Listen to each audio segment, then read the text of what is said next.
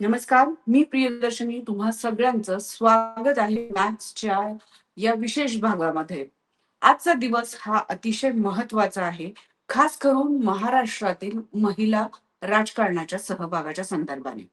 आपण पाहतोय की गेल्या आठवडाभर महाराष्ट्र हा दुःखामध्ये होता. तसा तो अजूनही आहे. आपण अजितदादा पवार यांना गमावलेलं आहे. पण त्यानंतर ज्या काही घडामोडी झाल्या, त्यातला एक महत्वाचा दिवस हा आजचा आहे. हा आजचा याच्यासाठी आहे, कारण अजितदादा पवार यांच्या जाण्यानंतर त्यांच्या जागी त्यांच्याच पत्नी सुनेत्रा अजित पवार यांनी आज पदभार हा स्वीकारलाय. त्यांचा दिवस जर आपण पाहिला तर त्यांनी सुरुवात जी आहे ती मुळात चैत्यभूमी आणि त्या बरोबरीनं सिद्धिविनायकाचं दर्शन घेऊन केलेली दिसतीये.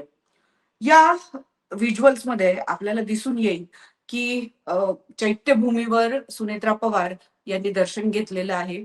आज त्या पदभार स्वीकारणार होत्या आणि तो स्वीकारण्याआधी त्यांनी चैत्यभूमीवर जाऊन आणि त्या बरोबरीनं सिद्धिविनायकाचं दर्शन घेऊन त्यांनी ही सुरुवात करणं महत्वाचं समजलेलं आहे.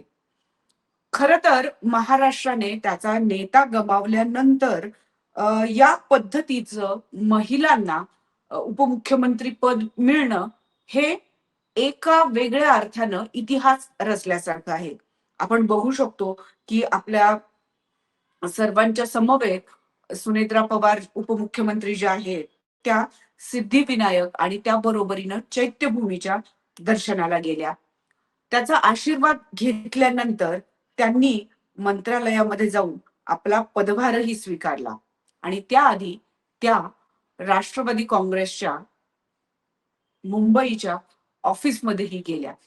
ऑफिसमध्ये गेल्यानंतर आपण बघू शकतो की ज्या पद्धतीचे व्हिज्युअल्स आपल्याला उपलब्ध झालेले आहेत त्यानुसार तिथे अ, उपस्थित असलेले सर्वच जण भावुक झाले. कारण अजितदादा नसताना या ऑफिसमध्ये जाणं आणि पदभार स्वीकारणं हे खरं तर कुठल्याही राजकीय नेत्यांनी याची कल्पना केलेली नव्हती.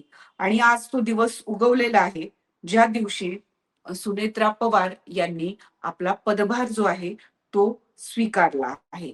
या बरोबरीनं त्यांनी केवळ दर्शन घेतलेलं नाहीये, तर पदभार स्वीकारला. मात्र हा पदभार स्वीकारताना आपण बघू शकतो की सुनेत्रा पवार ह्या अतिशय भावुक झालेल्या आहेत आणि त्यांच्या बरोबरीनं इतर जे नेते आहेत तेही भावुक झालेले आपल्याला दिसून येत आहेत.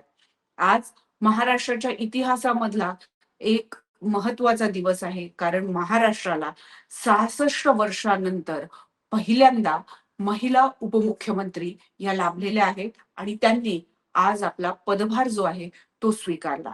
पण हा पदभार स्वीकारताना आपण बघू शकतो की ज्या पद्धतीनं त्यांनी खुर्चीला नमन केलं आणि त्यानंतर आपला पदभार जो आहे तो त्यांनी स्वीकारलेला आहे. आपल्याला सगळ्यांनाच माहिती आहे की ज्या पद्धतीनं अजितदादा पवार आपल्यातून निघून गेले आणि त्यानंतर पक्ष आणि त्या बरोबरीनं खर तर महाराष्ट्राच्या विकासाला दिशा आता कोण देणार अशा पद्धतीचे प्रश्न आणि त्याची चर्चा जी आहे ती रंगलेली आपल्याला दिसून येत होती. पण आपल्याला दोन गोष्टी विसरता कामा नये की महाराष्ट्राच्या राजकीय इतिहासामधला आजचा हा दिवस जो आहे हा अतिशय महत्वाचा आहे. याचं कारण आहे, गेली 66 वर्षामध्ये महाराष्ट्राला महिला मुख्यमंत्री मिळाली नाही, पण आज महिला उपमुख्यमंत्री म्हणून सुनेत्रा अजित पवार यांनी आपला पदभार जो आहे तो स्वीकारलेला आहे. आपण बघू शकतो की त्यांनी पदभार स्वीकारताना खुर्चीला नमन केलं आणि त्यानंतर आपला पदभार स्वीकारलेला आहे. तिथे उपस्थित असलेले सर्वच जण यावेळी भावुक झालेले होते.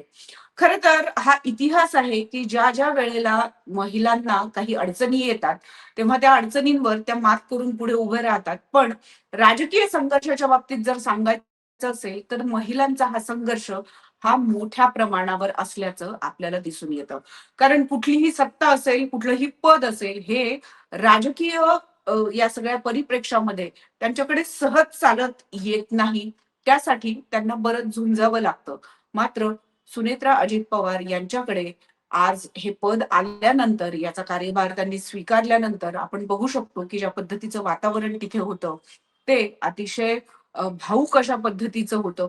या काळामध्ये आता सुनेत्रा अजित पवार यांची दिशा काय असणार आहे हे येत्या काही काळामध्ये आपल्याला कळेलच. पण ज्या पद्धतीनं त्यांच्या उपमुख्यमंत्री पदाच्या शपथविधीवर टीका झाली, त्या बरोबरीनं मुळात हे कुणीतरी करवलेलं आहे अशा पद्धतीचं चित्र रंगवलं गेलं.